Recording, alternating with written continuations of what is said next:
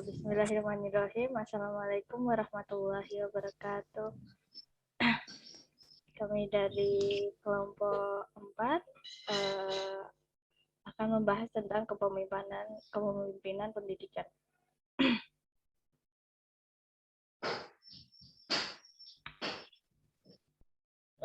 Sebelumnya saya akan memperkenalkan kelompok 4, yaitu yang pertama saya sendiri, yaitu Nadia Veronica, yang kedua Eka Wahyu Nugrahani, yang ketiga Karisma Atika Kirani.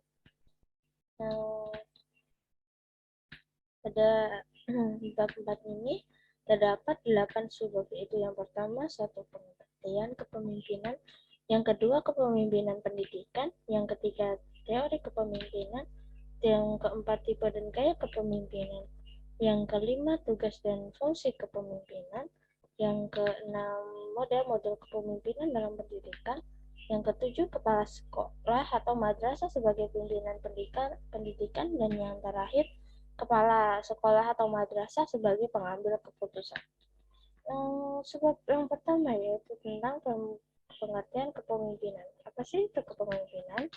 Kepemimpinan itu adalah terjemahan dari kata leadership yang berasal dari kata leader. Pemimpin atau leader adalah orang yang memimpin, sedangkan pimpinan itu merupakan jabatannya. Dalam pengertian lain, secara etimologi istilah kepemimpinan ini berasal dari kata dasar pimpin yang artinya bimbing atau tuntun. Dari pimpin lahirlah kata kerja memimpin dan yang artinya membimbing dan menuntun. Lalu sebab yang kedua yaitu tentang kepemimpinan pendidikan. Kepemimpinan pendidikan adalah segenap kegiatan dalam usaha mempengaruhi personal lingkungan pendidikan pada situasi tertentu agar mereka melalui usaha kerjasama mau bekerja sama dengan penuh tanggung jawab dan ikhlas demi tercapainya tujuan pendidikan yang telah ditetapkan. Dalam pengembangannya, kepemimpinan pendidikan itu mempunyai dua fungsi, yaitu yang pertama mengusahakan keefektifan organisasi pendidikan dan yang kedua mengusahakan lembaga pendidikan atau sekolah itu berhasil, yang bisa disebut dengan successful school. Teori munculnya kepemimpinan itu ada tiga. Yang pertama, teori genetis, yaitu pemimpin itu tidak dibuat, akan tetapi dia lahir ya. Jadi pemimpin oleh bakat-bakat yang luar biasa sejak lahirnya. Dia ditakdirkan lahir menjadi pemimpin dalam situasi dan kondisi tertentu. Yang kedua, teori sosial, yaitu pemimpin itu harus disiapkan, dididik, dibentuk, tidak terlahirkan begitu saja. Setiap orang itu bisa menjadi pemimpin melalui usaha penyiapan dan pendidikan, serta didorong oleh kemauan sendiri.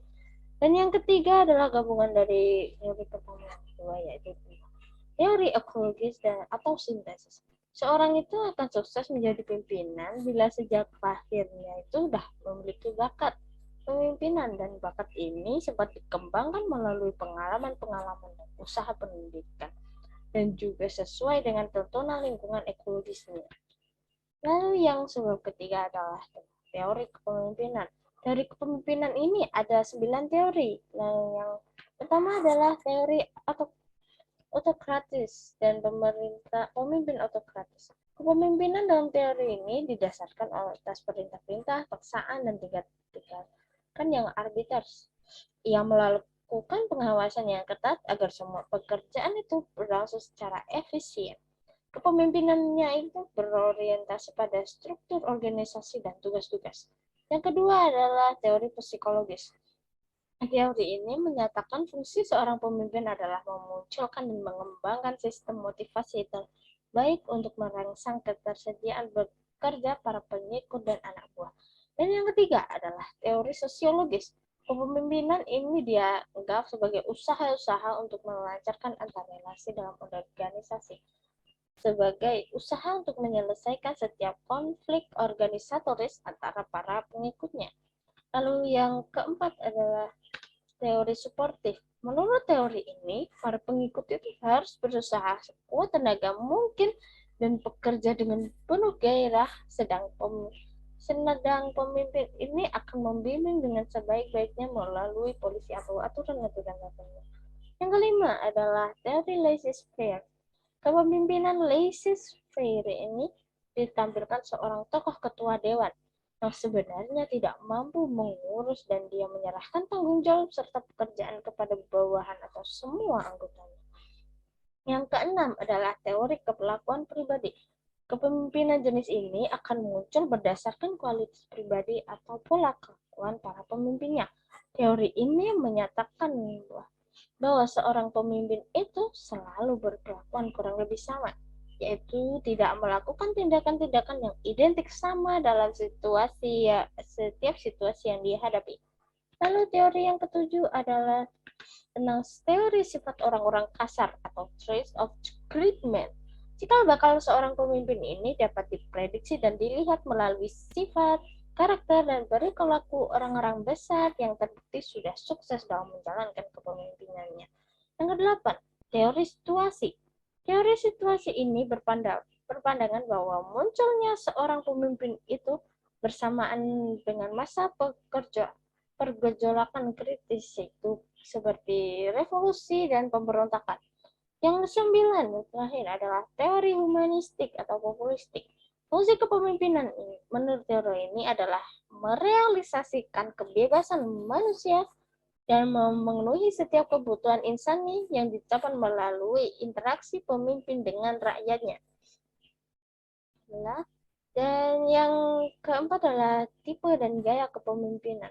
Terdapat beberapa gaya kepemimpinan, sering juga disebut dengan tipe kepemimpinan, yaitu ada 8 dan sebagai berikut. Yang pertama, tipe kepemimpinan karismatik. Dalam pemimpinan karismatik ini punya energi, daya tarik, dan membawa yang luar biasa untuk orang lain, sehingga ia mempunyai pengikut yang sangat besar jumlahnya dan pengawal-pengawalnya yang bisa dipercaya. Lalu yang kedua adalah tipe paternalistik atau seperti tipe kepapaan. Yang ketiga, tipe militeristik. Ini bersifat kemiliteran. Yang keempat, tipe autokratis yang ini mendasari diri kekuasaan dan paksaan yang mutlak dan harus dipenuhi. Yang kelima adalah tipe laissez-faire yang dijelaskan sebelumnya, yaitu tipe ini kepemimpinannya praktis tidak memimpin. Dia membiarkan kelompoknya dan setiap orang berbuat semuanya sendiri. Ini sama sendiri. Yang keenam, tipe populistis. Profesor Peter Rossi dalam bukunya The Third World mendefinisikan kepemimpinan populistis ini sebagai kepemimpinan yang dapat membangun solidaritas rakyat. Yang ketujuh, tipe administratif atau eksekutif. Kepemimpinan tipe ini adalah kepemimpinan yang mampu menyelenggarakan tugas-tugas administrasi secara efektif. Dan yang terakhir adalah tipe demokratis. Kepemimpinan demokratis ini berorientasi pada manusia dan memberikan bimbingan-bimbingan yang efisien kepada para pengikutnya. Yang kelima adalah tugas dan fungsi kepemimpinan. Dalam sebab ini terdapat 3 sebab lagi, yaitu yang pertama tentang tugas kepemimpinan, yang kedua fungsi kepemimpinan, dan yang ketiga adalah kepemimpinan efektif. Sekarang yang pertama adalah tugas kepemimpinan. Tugas kepemimpinan seorang pemimpin dalam sebuah anggota organisasi itu adalah membawa anggota organisasi untuk bekerja sama sesuai dengan tanggung jawabnya masing-masing dan membawa organisasi itu ke arah pencapaian tujuan yang diharapkan. Selain itu, tugas pemimpin organisasi itu adalah mengawasi, membenarkan, meluruskan, menerjemahkan, menetralisir, mengorganisasikan, dan mentransformasikan kebutuhan dan harapan anggota seluruh organisasi.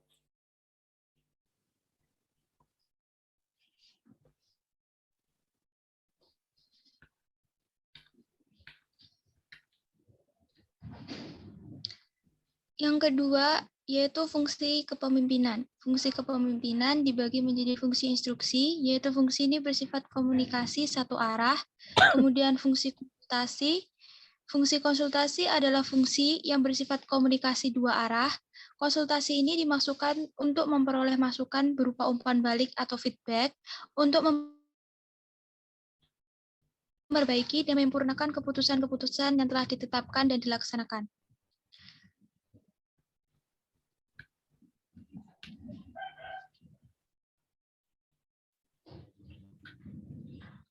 Selanjutnya, ketiga, yaitu masih di slide kedua tentang fungsi kepemimpinan. Selanjutnya adalah fungsi delegasi. Fungsi delegasi dilaksanakan dengan memberikan pelimpahan wewenang, membuat atau menetapkan keputusan baik melalui persetujuan maupun tanpa persetujuan dari pemimpin. Kemudian ada fungsi pengendalian, yaitu fungsi yang bermaksud bahwa kepemimpinan yang sukses atau efektif mampu mengatur aktivitas anggotanya secara terarah dan dalam koordinasi yang efektif sehingga memungkinkan tercapainya tujuan bersama secara maksimal. Dan yang terakhir adalah fungsi partisipasi. Dalam menjalankan fungsi ini, pemimpin berusaha mengaktifkan orang-orang yang dipimpinnya, baik dalam keikutsertaan, mengambil keputusan, maupun dalam melaksanakannya.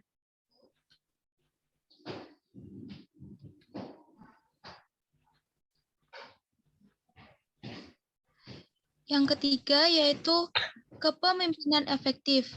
Kepemimpinan efektif memiliki kategori dari praktik-praktik kepemimpinan menurut Yuk 1998 dapat dipaparkan sebagai berikut, yaitu merencanakan dan mengorganisasi atau planning and organizing, pemecahan masalah atau problem solving, menjelaskan peran dan sasaran, clarifying roles and objectives, menjelaskan peran dan sasaran, memantau atau mentoring, memotivasi dan memberi inspirasi, atau motivating and inspiring, dan berkonsultasi.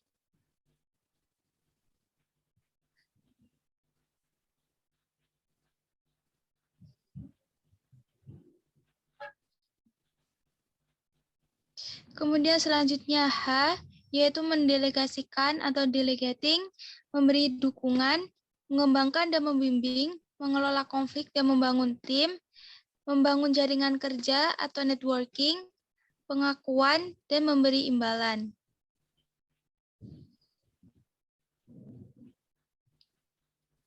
Kemudian di bab selanjutnya yaitu model-model kepemimpinan dalam pendidikan. 1. Kepemimpinan transformatif. Pengertiannya yaitu kepemimpinan transformasial merupakan jenis kepemimpinan baru atau new leadership paradigm yang dipandang efektif untuk mendinamisasikan perubahan, terutama pada situasi lingkungan yang bersifat transisional. Kemudian, kepemimpinan transformatif dapat didefinisikan sebagai kemampuan seseorang pemimpin dalam bekerja dengan dan atau melalui orang lain untuk mentransformasikan secara optimal sumber daya organisasi dalam rangka mencapai tujuan sesuai dengan target capaian yang telah ditetapkan. Kemudian, prinsip-prinsip kepemimpinan transformasional. Paradigma baru dari kepemimpinan transformasional mengangkat 7 prinsip. Menurut Eric Gress 2001, yaitu simplifikasi, motivasi, fasilitasi, inovasi, mobilitas, siap siaga, dan yang terakhir adalah tekad.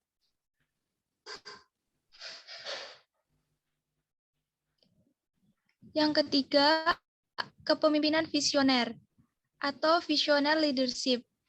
Pengertiannya adalah sebuah model atau plan kepemimpinan yang dimaksudkan memberi arti pada kerja dan usaha yang dilakukan secara bersama-sama oleh seluruh komponen organisasi dengan cara memberi arahan berdasarkan visi yang dibuat secara jelas.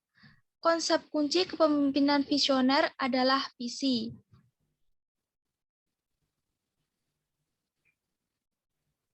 Visi atau vision adalah suatu pernyataan tentang gambaran keadaan dan karakteristik yang ingin dicapai oleh suatu organisasi jauh di masa yang akan datang. Menurut Pradiansyah, Benis dan Nunus 1997-19 mengartikan visi sebagai something that articulated a view of a realistic, credible, attractive future for the organization, a condition that is better in some important way than what now exists.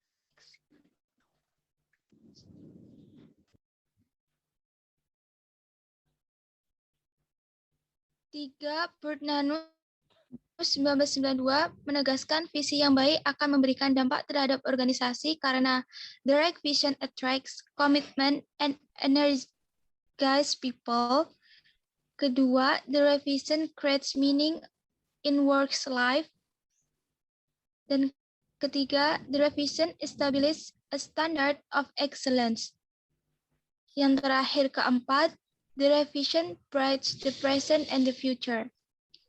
Oleh karena itu, pentingnya sebuah visi dalam organisasi, Bernanus 1992 menyarankan agar visi organisasi setidaknya memenuhi kriteria sebagai berikut, yaitu 1.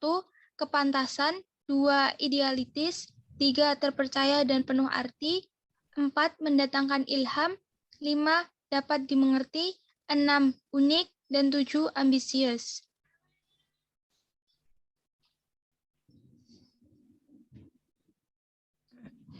Keempat, kompetensi pemimpin visioner.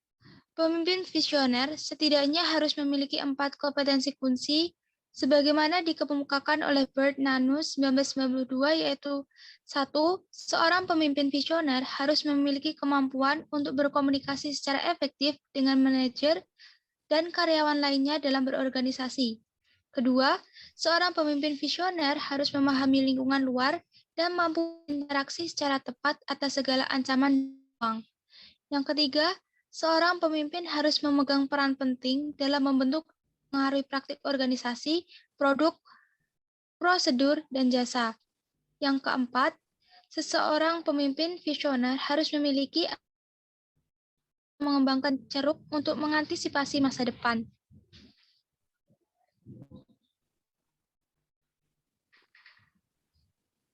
Lalu yang selanjutnya ada peran pemimpin visioner.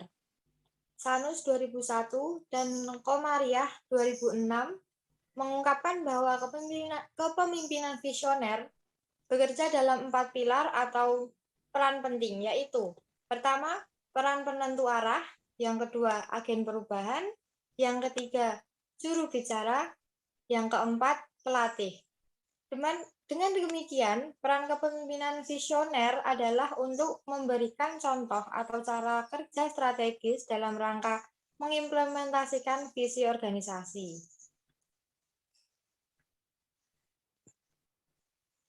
Lalu berikutnya ada kepala sekolah atau madrasah sebagai pimpinan pendidikan.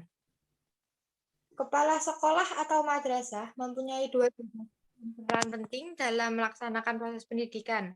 Pertama, kepala sekolah adalah pengelola pendidikan di sekolah, dan kedua, kepala sekolah adalah pemimpin formal pendidikan di sekolahnya. Lalu, sebagai pengelola pendidikan, kepala sekolah bertanggung jawab terhadap keberhasilan penyelenggaraan kegiatan pendidikan dengan cara melaksanakan administrasi sekolah dengan seluruh substansinya. Lalu, sebagai pemimpin formal, kepala sekolah bertanggung jawab atas tercapainya tujuan pendidikan melalui upaya penggerakan para bawahan ke arah pencapaian tujuan pendidikan yang telah ditetapkan. Lalu ada fungsi kepemimpinan sekolah atau madrasah. Fungsi kepemimpinan sekolah atau madrasah memiliki 2 dimensi, yaitu pertama, dimensi yang berkenaan dengan tingkat kemampuan mengarahkan dalam tindakan atau aktivitas pemimpin. Yang kedua, dimensi yang berkenaan dengan tingkat dukungan atau keterlibatan orang yang dipimpin dalam melaksanakan tugas-tugas kelompok atau organisasi. Lalu terkait dengan fungsi pimpinan sekolah atau madrasah setidaknya mencakup 7 fungsi pokok sebagaimana yang dikenal dengan akronim EMASLIM, yaitu edukator, manajer, administrator, supervisor, leader, inovator, dan motivator.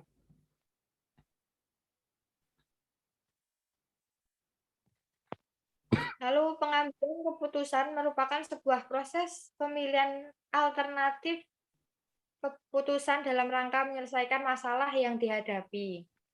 1. Proses pengambilan keputusan. Robbins 1998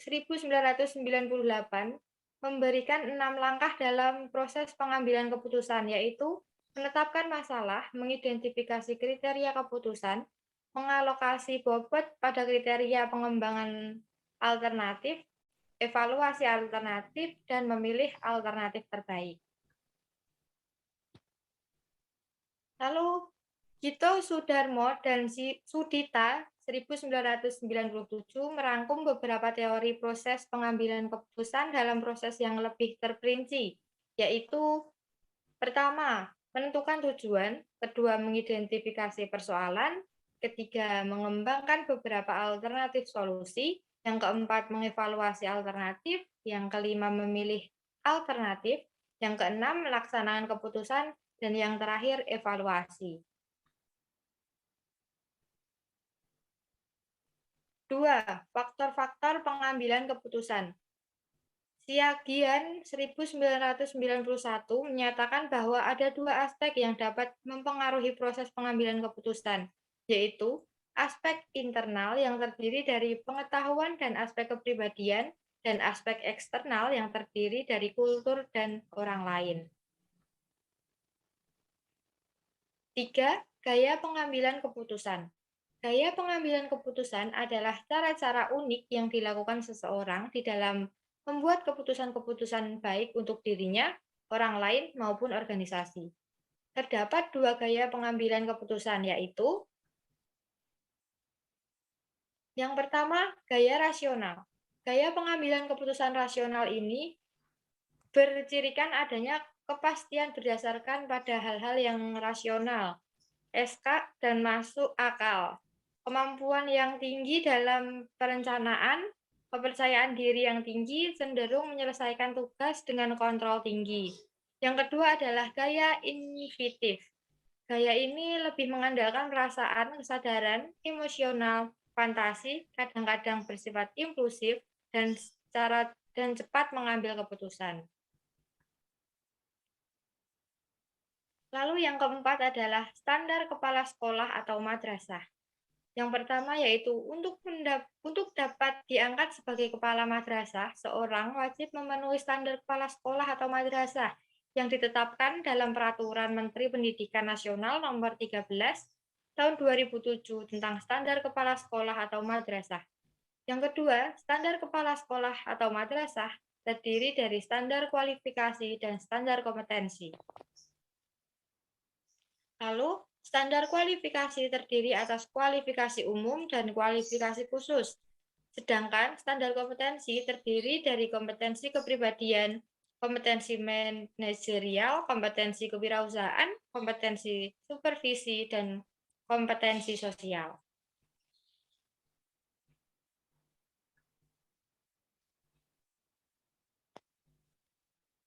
Sekian presentasi dari kelompok kami. Apabila ada kesalahan dalam mempresentasikan, kami mohon maaf. Billahi taufik wal hidayah. Wassalamualaikum warahmatullahi wabarakatuh.